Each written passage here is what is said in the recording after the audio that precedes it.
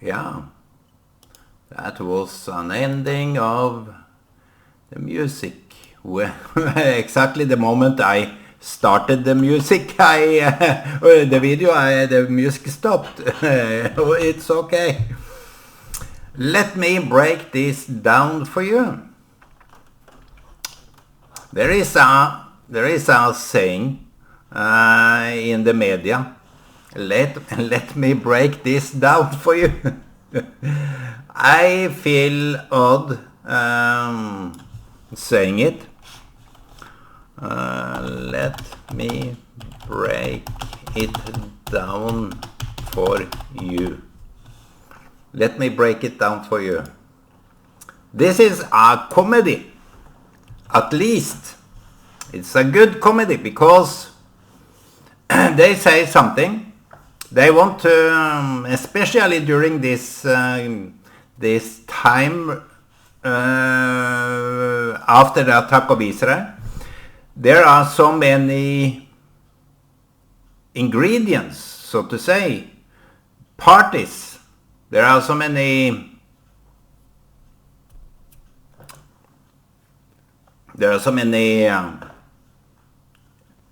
topics involved that the need of breaking it down is much needed. So let me break this down for you. I think it's better in this way. Let me see. Let me break it down for you. I hear it often in the English broadcasting media and even in the mainstream media, the studios. I heard different ways of saying the same thing, but it's mainly let us wrap it up, or let us. Can you break it down for us? That is the outspoken word in order to just say, can you explain it for us? Can you just explain it? We don't need to break anything down in order to explain anything or something. And let me break down, let me explain the quote, let me break it down for you. So this is how it goes. Mainly, you end up after the breakdown as a broken down. Because you have no clue what they were talking about. What was the really explanation? It's quite strange that when things is about to be explained, they just cloud it. Fog of debate, fog of war, fog of explanation. So there are so many ways they try to explain something that end up in a conjunction of confusion. It is not that nice to hear when they are going to break it down, break it up, or explain it. It is rather complicated. Most of the people that are asked, can you break it down for us? In the TV studio, the host there are saying or asking the expertise, so to say. They're asking the expertise, can you break it down so that we can get a better understanding? But the only thing that you can have some idea of, that this person, this expert, is going to say something that you will end up more knowledgeable, more educated, more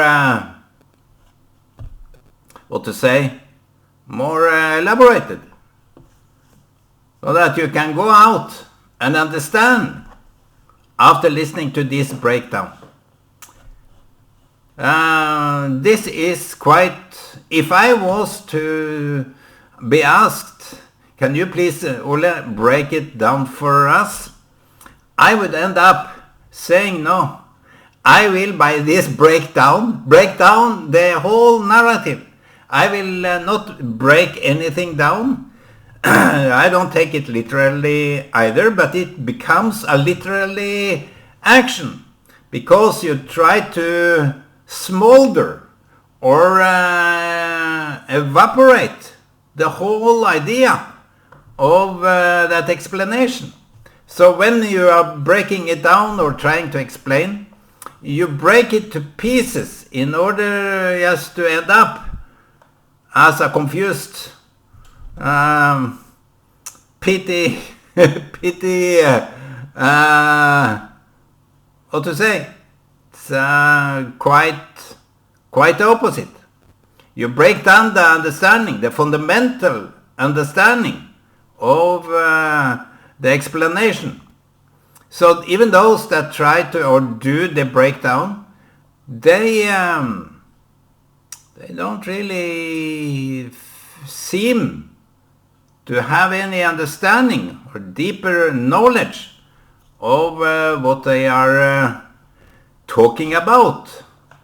At least you can say they try to explain, they try to come through to the audience. But in my case, I get broken down. That says something about me. I totally agree to that.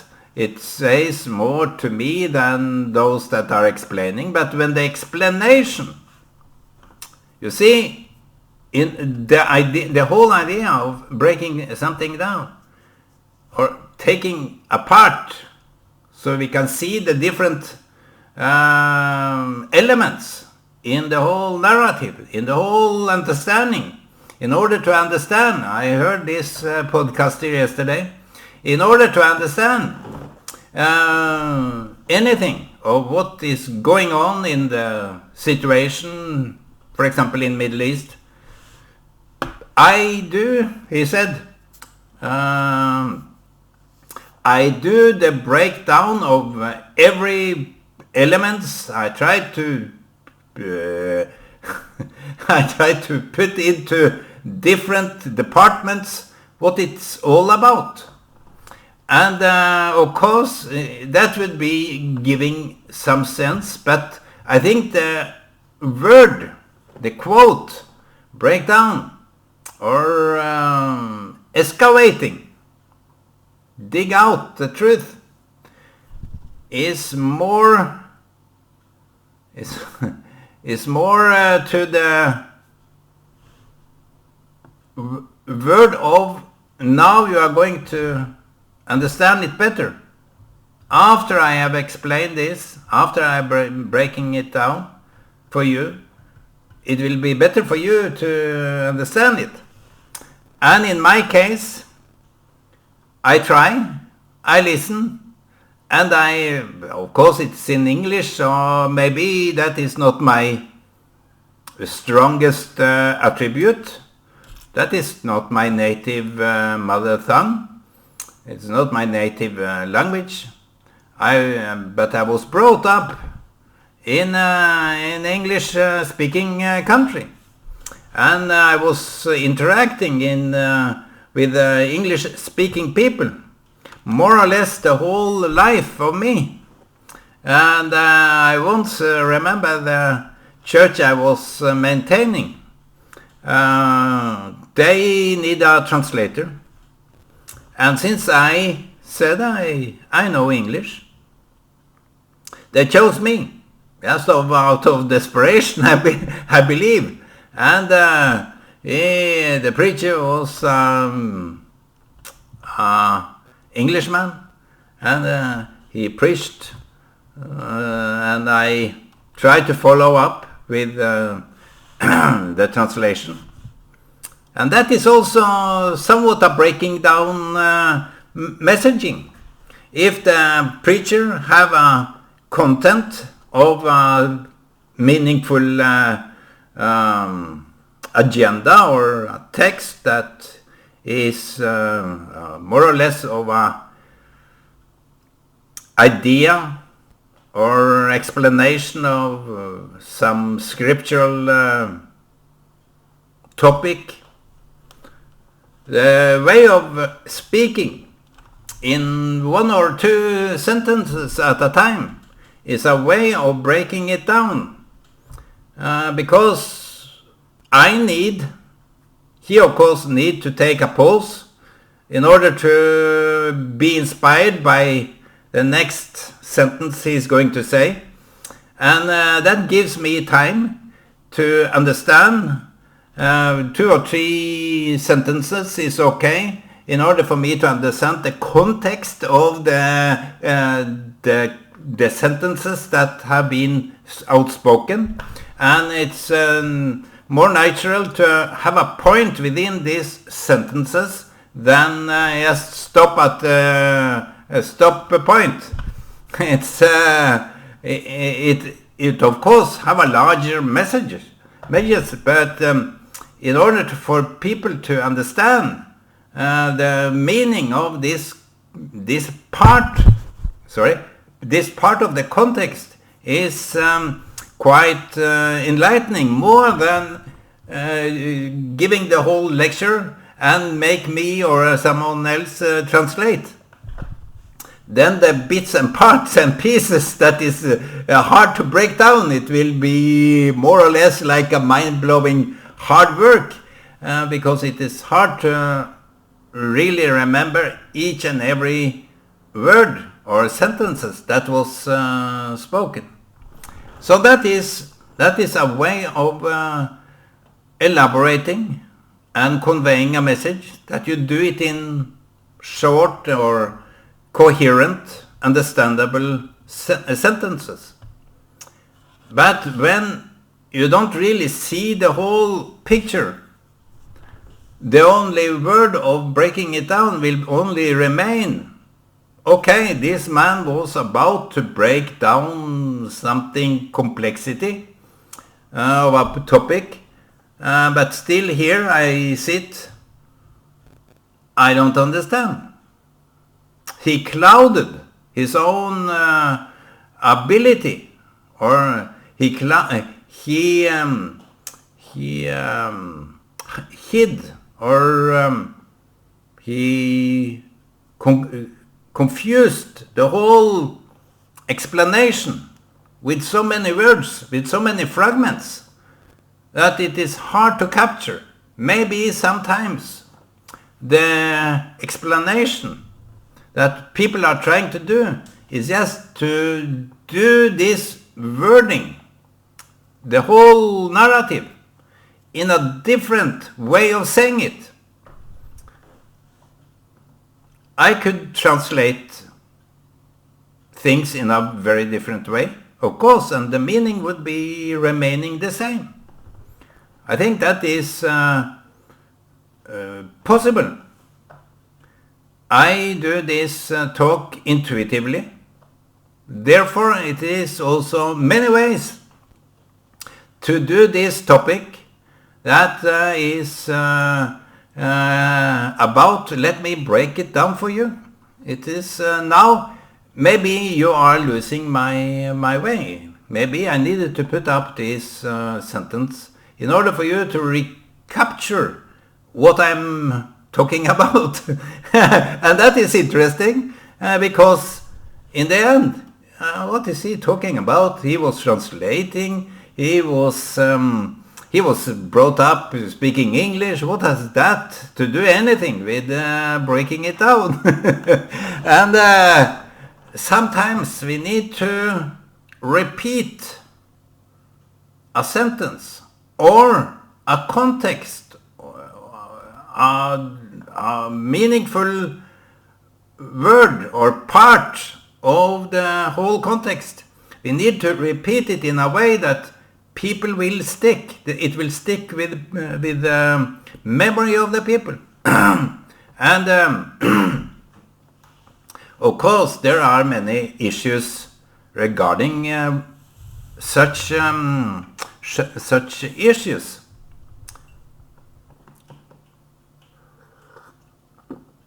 Kabbalah have a very interesting aspect of this. They say that your experience make you understand. It's an interesting way of saying it. Your experience will make you understand. It is exactly what is happening. Because when I've been explained something that I don't grasp, maybe I don't have the experience that is needed in order to understand what was said. And Kabbalists have also a different way of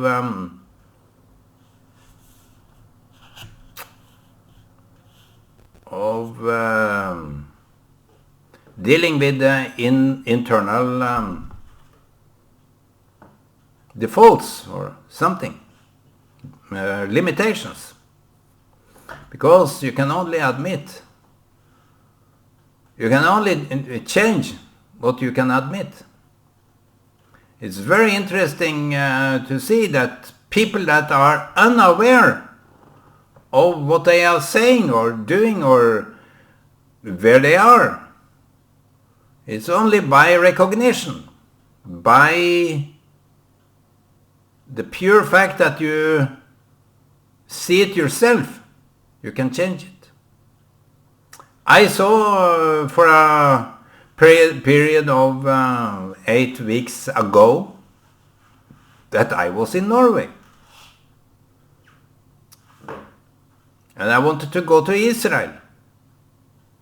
So now I've been to Israel and I'm back in Norway. I'm sitting here Thursday, the 19th. I think it's the 19th of September.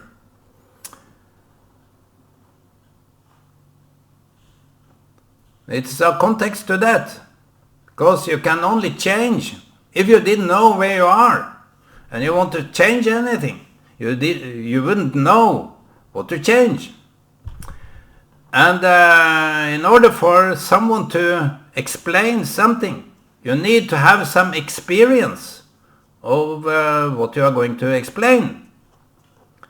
You need to know from your own experience that something that seems to be ununderstandable, it is not understandable at all. You have to understand it internally.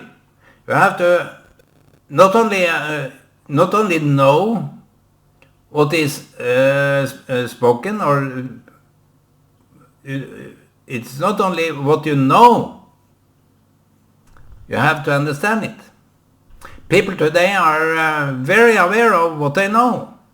They know so much, but in many cases, I believe they don't understand.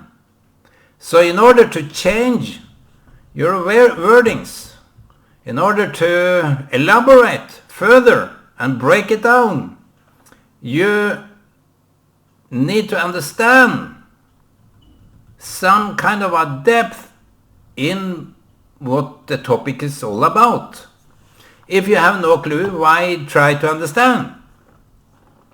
And therefore, I will often end up confused. Either it's me that is limited in my experience. That is the most probably the case, that I'm that limited, so I don't understand the case that is talking about, or the people involved in that explanation really confuses the listener, because they don't really know what this is. In many cases they do. In many cases the breakdown is not needed, because they have a broad experience and understanding of what the topic is all about. So who I can recommend listening to bias that internalizing topic is that Piers Morgan is a very good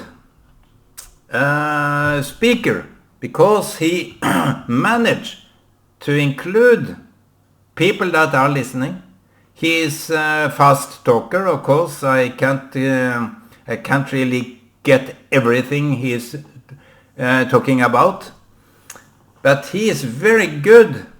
Maybe he have done this many years. What he is doing, interviewing people, what they call.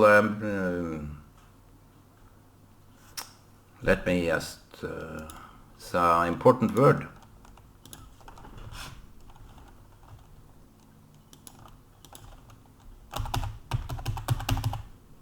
Challenge. He challenged people in a good way. So you get the understanding. Because he is also good at asking questions. And questions is more easy to understand by the pure nature of it's a rather short, one sentence question, more or less. I have many sentences in my questions, but that is me. I try to do it better every time, but in order to explain, maybe to ask questions is a very good way to deepen the understanding and knowledge of the topic, of the whole narrative. Yes, that was a kind of a breakdown for me. The topic is, let me break it down, and maybe we need to be broken down in some way. It's more to the other side of us. When we are broken down, maybe it is not all that bad. Some say we hit the wall, hit the basement, hit the floor, we met the hit very hard. And we can see throughout the Bible that people that are hit in a severe way, that is hard, very broken, like the book of Job. He is a very broken man. He became a broken man, crying out for God. And Moses had to flee. And he was accused of many things. Jesus, that was crucified on the cross, became our salvation. Moses, that was persecuted, both by Egyptians and by his own. Always challenging and demanding from him. When he went absent, people were worshipping idols. He was the rescuer of Israel. He became the rescuer of Israel.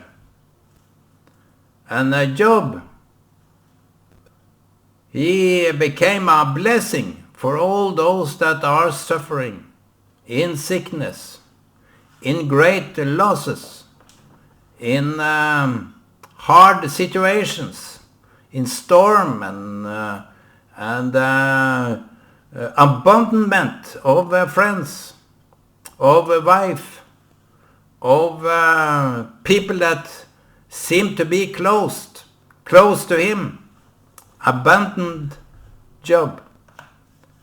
Even though he is today, maybe it is the most read book in the Bible due to his suffering.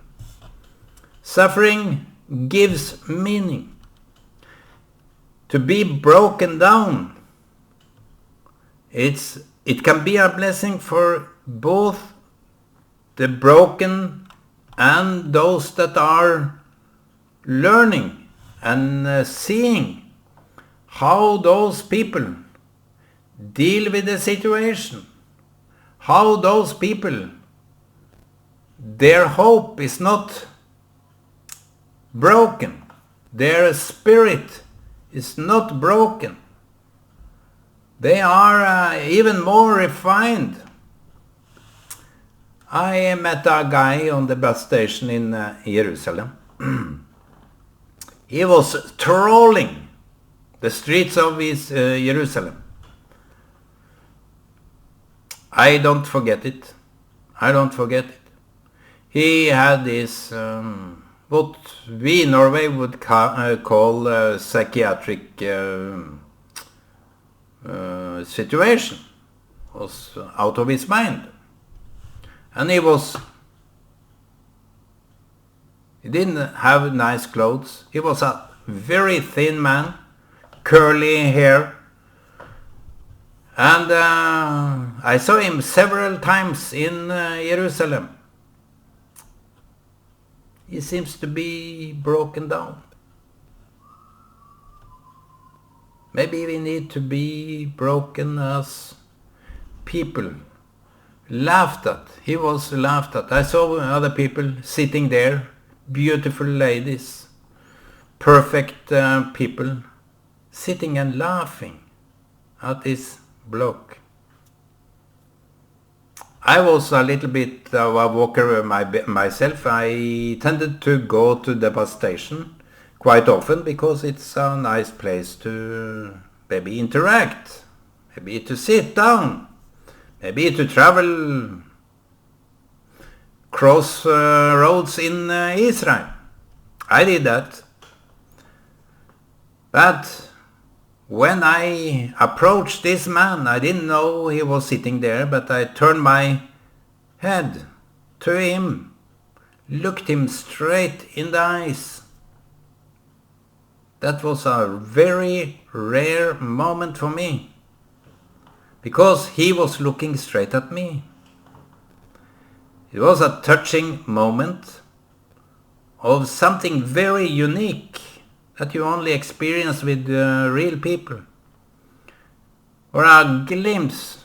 I think he was aware of something outside him.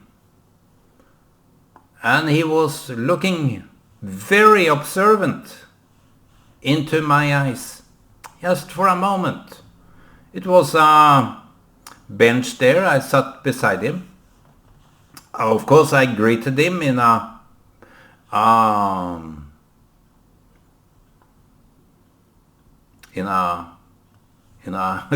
casual way, and see, I sat there just for some moment, looked around and a little bit to him, but I never saw him interacted with any other people. I didn't see him interact. Rejected, ridiculed, out of his mind. But I got to sit maybe some meters away from him. I didn't want to interrupt his space. For me, that is a holy thing. People's space is a holy thing. Even when people are praying, I don't walk just straight across them. I try to avoid. I try to stop a little bit, walk a little bit, but I never saw this guy. I saw him even down at the wall, all over Jerusalem. I never saw him interacted in any way or form with other people. But that moment, I could see him into his eyes. And I think that is the enlightenment that we need. When we are most broken, we need to see the light. So that is my way of breaking it down for you. So I thank you very much and I wish you a good day. Shalom.